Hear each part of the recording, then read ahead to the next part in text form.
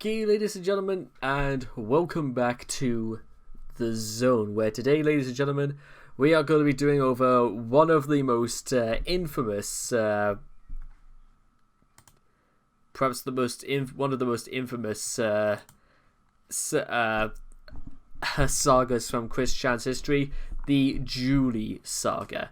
And the reason why it's called the Blue Spike here is because this was the troll that it will be explained a little bit into this, because for those guys who know what's going to happen, this shouldn't be a surprise. For those who don't know what's going to happen, you're in for a bit of a shock. So let's get on with this. Chris on Julie. I can tell her in my heart Julie is 19. We'll see about that. And this is apparently meant to be Blue Spike, although it's, yeah, you could tell obviously this was like trolled. It's got like the Sweet Life of Zack and Cody, the hairline there, and this, it looks like almost like a dwarf, a dwarf in his like mid 40s here, with that possibly the wrinkles around the eyes or stuff like that. So let's just get started. Most 13-year-old boys only dream of getting to watch an autistic man-child shove pieces of Crayola fucking model magic clay up his ass. Blue Spike, aka Leon Spike, a 13-year-old brat, according to Chris, got to live that dream, where he trolled Chris through two fiend identities, a sweetheart named Julie, aka July, and her evil brother, Max. Most of the trolling involved Blue Spike having phone sex with Chris for hours each night, listening to Chris masturbating. What a riveting call that must have been. As Blue Spike was in complete control of Chris, he could have done more sinister things, but night after night he engaged in nothing but noisy, fabricated, on Blue's end, phone sex and listening to Chris very loudly going on dates with Rosie Palms. Draw your own conclusions about Blue Spike's sexuality. One such session did eventually in the legendary interpretation of the Internet Lumberjack. Sorry, by the Internet Lumberjack. I do not know who that is. If it's anywhere related to this, then maybe I'll talk about him for a little bit.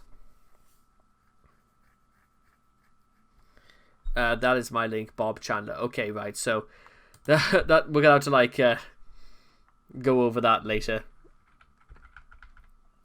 Blue Spike's treatment of Chris is considered to be sadistic. It is, even bordering on outright emotional abuse due to the mumblecore where he revealed himself as Julie.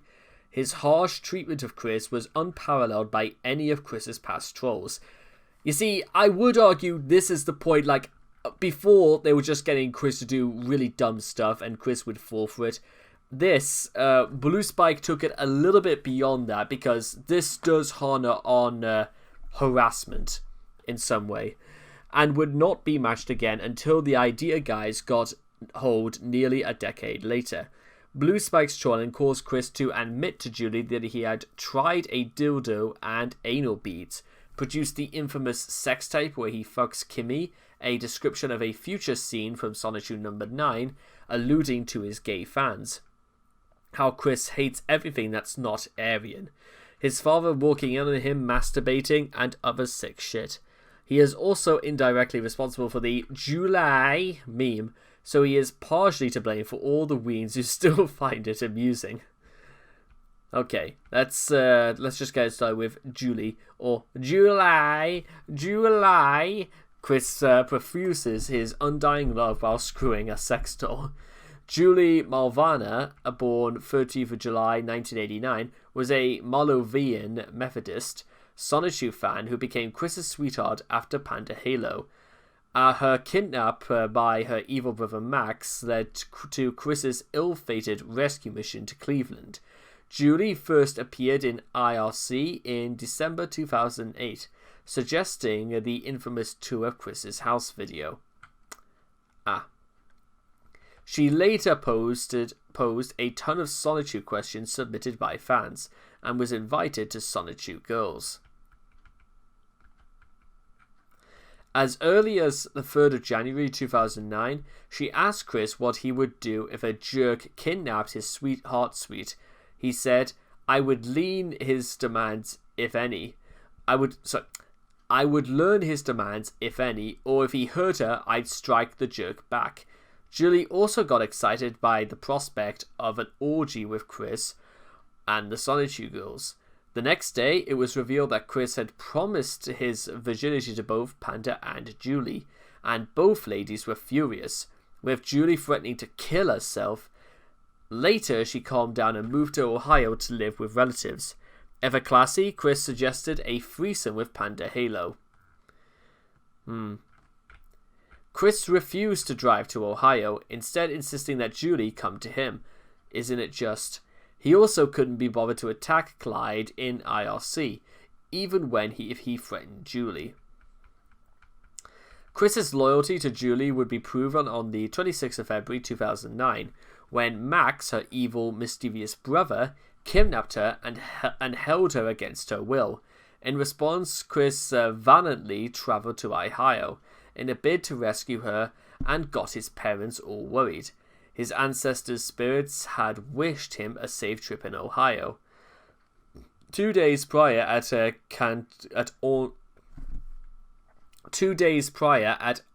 Karina's funeral. Unfortunately, because Chris got the wrong address, he ended up at a run-down house in the ghetto that was inhabited by an elderly black woman. When Chris chose Sarah May over her, Julie was crushed. Chris apologized and then abruptly went back to talking about Vidya. Clyde Cash made more serious threats against Julie, forcing Chris to upload a famous 5th of February 2009 video admitting he was gay. Once Chris got it into his head that Panda Halo had burned to death in a wildfire, he began to focus even more on Julie as his sweetheart, eliminating the competition. Chris received a letter written by Julie, the first physical proof of her existence. In it, it details the love professed by her to Chris. That Valentine's Day, Chris uploaded a LBP level, and Chris and Julie brought their relationship to the next level with cybersex. Bob Chandler walked in, and the rest is history. Chris's parents didn't believe that Julie was true and honest. Should have listened to your parents, Chris. Just gonna say that. Also, receipts from Chris's epic journey to Cleveland note that he asked for no pickles on the Mayo hamburger that the place he was at the Sonic Drive-In. Okay, right, we don't need to really look at that. In a famous video on the 20th of February 2009, Chris created a sex video for Julie with the help of his inflatable assistant Kimmy, in order to give Julie an idea of what their first time together would be like. Oh no. Chris's agonized cries of July would prove one of the most striking and memorable of quickisms to this date. Many erroneously believe that Kimmy is Julie. This is not so. Chris may be the most desperate man alive, but he's not quite got to the point where he's convinced himself any of his sex dolls are real. I don't know. Maybe. Maybe Chris has had so much sex with his dolls now that they can actually stand up on their own. Julie reveals herself. Oh boy. On the 3rd of March, Max gained control of Chris's PlayStation Network account, and during an hour-long audio session threatened to sell the PlayStation Network account and forbid Julie from seeing Chris. Chris was coerced into declaring Billy Mays to be the mayor of Cookville and shoving the pieces of his destroyed Sonichu medallion up his anal cavity, before he was able to talk to Julie, at which point Julie admits that both she and Max were the figments of Blue Spike's imagination. At no point did Blue Spike even mention the sex tape, which had already gotten nearly 2 million hits on slutload.com. One of my favorite websites. Blue Spike's female voice is an unconvincing Felesto, which makes it all the more hilarious, or dressful, depending on who you talk to, that it worked so well on Chris. This incident shattered both his heart level and his anus to 0%. Chris talks to July. Think we can watch this? Yeah.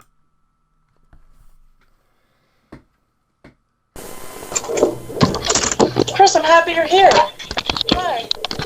Hi. I've got my earphones on. Hi. Hey. Hey. Chris? Joy? There's something I've been trying to tell you for a while. Yes? Well, I'm gonna be there tomorrow, and I think it's safe to say that I can tell you this with my heartfelt love. Alright, yes, go ahead and tell me now. Do you really want to know? Yeah. I can't. Not right now. Come on, please. No, I can't. Please, Julie, I just been through a whole lot of mess for you just Why? now. What happened? I'll say that in private, but let me hear what you say first, from your heart. This is so hard for me to say. You love me, don't you? I do, but there's something else I need to say. I What just is it? don't know how to do this. I don't know how to tell you this. Can I have a few minutes? Blue, he's not there. Fuck! Give him some time. Chris, Yeah, I came back now. I wonder what happened there.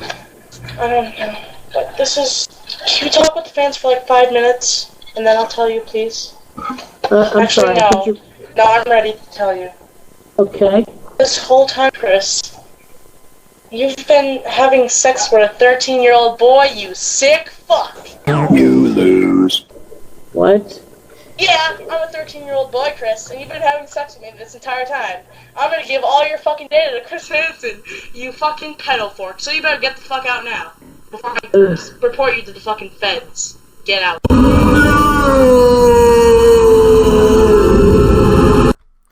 Okay.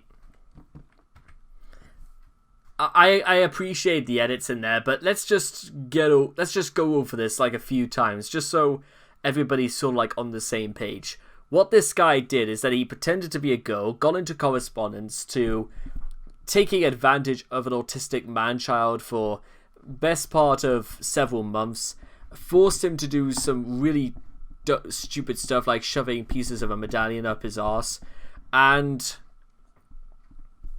yeah, it's that sort of thing is listen, it's the way Chris like handled the situation. And again, I probably could have like pointed out that this was a male, by the way. I could have like told you from the beginning that was obviously meant to be a man's voice. Unfortunately, again, this probably says more about how, not so much how convincing it was, but how easy it is to fool people like Chris. Now, again, this sort of, it goes against with this grain against saying that there's a difference between making fun of somebody for saying something or doing something absolutely ridiculous. It's another thing to do the stuff that Blue Spike did.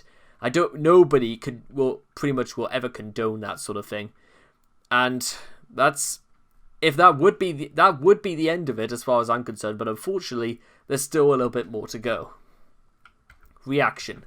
On the 5th of March 2009, an all-out civil war broke out between the trolls on the Chris Ed discussion page on whether Blue Spike had gone too far, whether he was a hypocrite, or if he was merely a tool initiated by Clyde Cash to ruse Chris's into the further milking of lulz. Suffice to say, a combination of outrage and troll remorse turned the whole event into a clusterfuck. Let's see, with ED user. If Blue Spike really is 13 years old, then we know who the real child molesters are. Hey, be one of the cool kids. Help this autistic guy jack off, pretend to be a girl so we can videotape and record it. That's the real reason you are shitting it, and you're called a 30-minute silence just after. Clyde, at least you had the balls to say that it was you responsible. If Blue Spike really is 13, then you groomed a child to perform sex acts on a mentally retarded man for your pleasure. Exactly. You're fucked, son.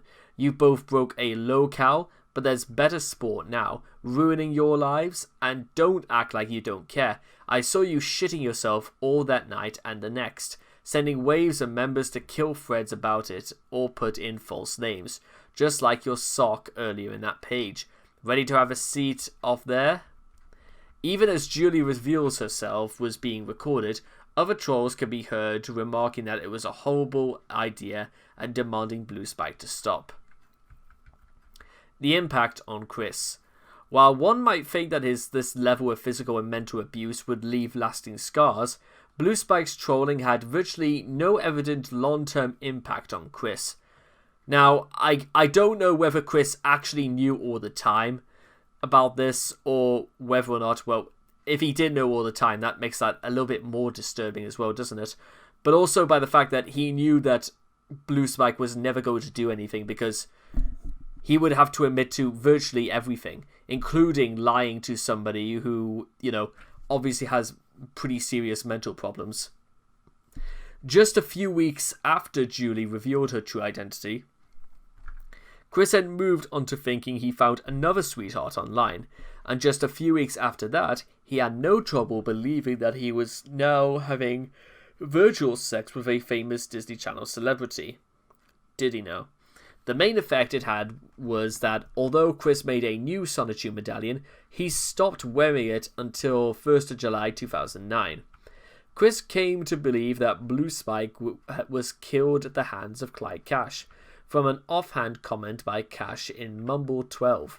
On his version of the ED page, Chris stated that little SOB later died at the hands of Starscream, troll Clyde Cash. Of course, this statement was later revealed to be a complete and utter falsehood. Nonetheless, even 8 years after the events of the 23rd of August 2011, Chris still believes that Blue Spike is dead. Called out. On the 23rd of August 2011, Chris claimed to know Blue Spike's real identity, first name, David, and threatened to drop docs on him unless he made an apology video by the 15th of September 2011. In the video, Blue Spike was to tell people to stop calling Chris Ian Brandon Anderson and yelling July in prank calls, although Blue Spike did not respond to Chris's demands. The death of Bob 2 weeks later caused Chris to leave the internet before he could reveal Blue Spike's personal information, and he ultimately lost interest in exposing his tormentor. Even if Chris did not make a video about who Blue Spike really was, it would have been for naught. The personal information Chris had actually belonged to David Harlow, a locale known as the name Ness Helper. This is evidenced by Ness Helper and Blue Spike apparently sharing the same first name. The real photo of Blue Spike being a close-up of this picture of Ness Helper. And Chris claims of Blue Spike liking big rooms, which references a video rant where Ness Helper complained about the size of a hotel room he was staying in. Aside from not being a troll and having no reason nor motivation to go after Chris, the fact that Ness Helper sounds nothing like Blue Spike in his videos makes it clear that they are not the same person. Furthermore, Ness Helper was born on the 9th of July 1985, and therefore would have been 23 years old during the Julie saga. Chris was presumably given false information to highlight his gullibility and possibly set up a feud between him and Ness Helper, similar to how Ahuvia Rotem Haro and Christopher Paul Whitney made negative remarks about Chris after he accused them of being Jack Thaddeus and Alec Benson Leary, respectively. Of course, the aforementioned death of Bob prevented a conflict between the two from occurring. Regardless, it's likely Ness Helper wasn't even aware of Chris's misguided attempt to dox him out. Fortunately, again, that never happened, and it could have been a real person he was going after who had absolutely nothing to do with Chris. Today, Blue Spike is easily one of the most polarizing trolls in Christery, competing with the Idea Guys. Most trolls tend to frown on Blue Spike and his methods, as they echo those of Weens, Enablers, and A-Logs. Nevertheless, some Weens still yearn to return to the sadistic days of Blue Spike, in hopes of an age of trolling where physical pain is inflicted upon Chris. Mostly very sick people wish that. Since 2009, Blue Spike has come of age and matured. He now has a profile on the Kiwi Farms, which has been given the name Historical Figure, verification by 4 moderators. When asked to reflect upon this time trolling Chris, he wrote, "There's been tons of things in my life I've regretted and hated doing later on. All of the stuff from 10 years ago was one of them. I've moved past everything that happened those many years ago. And obviously I'm a different person now. It wasn't funny and was a very long thing to do. Nothing much I can say. On August 28th, 2017, Blue Spike responded to a question on his Kiwi Farms account, asking if given the opportunity he would do it all again. He responded, "Probably not. If I would, I'd try to do something more similar to Liquid Chris, not try to ruin his life and just have fun with him." Yeah, I'm not entirely sure if that's all that great either, considering the person in question. And that, guys, was the Julie / the Blue Spike saga. Now, despite the fact that Chris claiming that this had very little effect on him, it's very, very clear that the implications, like, of what exactly happened are nothing less but disgusting at the very least. I mean, I don't condone these actions. Like I said, I don't condone these actions for 1 minute. And again, it doesn't take a genius to work out why these sort of actions are not condemned. One, because let's look at it from this sort of light. A 13-year-old kid, they claim, is going after a man-child who absolutely has problems, detecting or differentiating between, speech, age, gender, or any stuff like that, especially over the phone, who also has a history of, like, being deceived and is extremely gullible and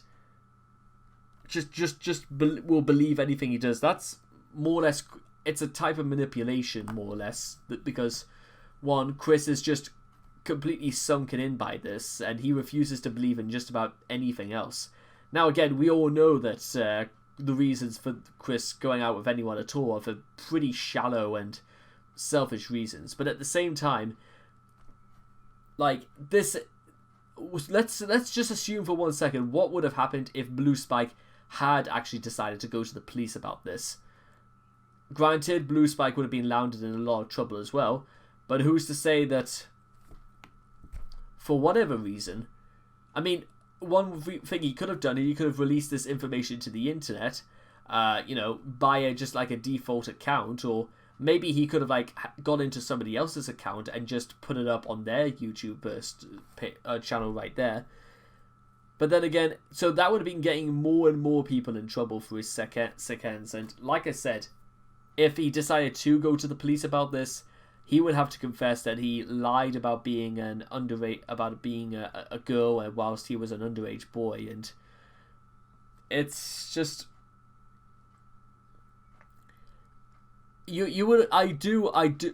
By the time we get into, let's say, while many would probably say, and by the time we get to it, I'll be saying the same thing, is that the Idea Guys was technically the worst as far as the trolls went, but I don't know, man. It's not so much Chris's lack of response, but the fact that anybody thought this was a funny or clever idea to begin with again. And also Blue Spike's response about whether he'd do this again. He said he would just have fun with Chris, as though Chris was just some kind of toy as well.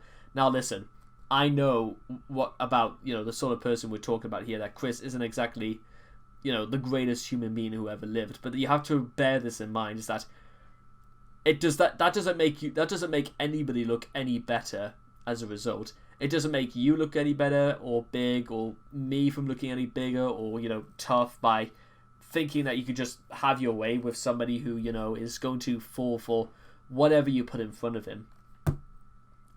It's sick, and this is exactly why. Because I'm pretty sure there's going to be more people like Blue Spike who not only would do this, but also would probably want Chris to go one further. And the troll and the Idea Guys were probably a big part of all this as well, but that's a story for another day. And this story was primarily intended about Julie, or Blue Spike, I should say. So anyway, I hope you guys have enjoyed this reading of the Wikipedia on the Blue Spike / Julie saga. Please make sure to leave your thoughts and comments in the comment section down below. Let me know what you guys thought of the reading yourself. Please make sure to also like and subscribe to get daily notifications when my videos come out. And I hope to see you guys again in the next video. Take care. Bye-bye for now.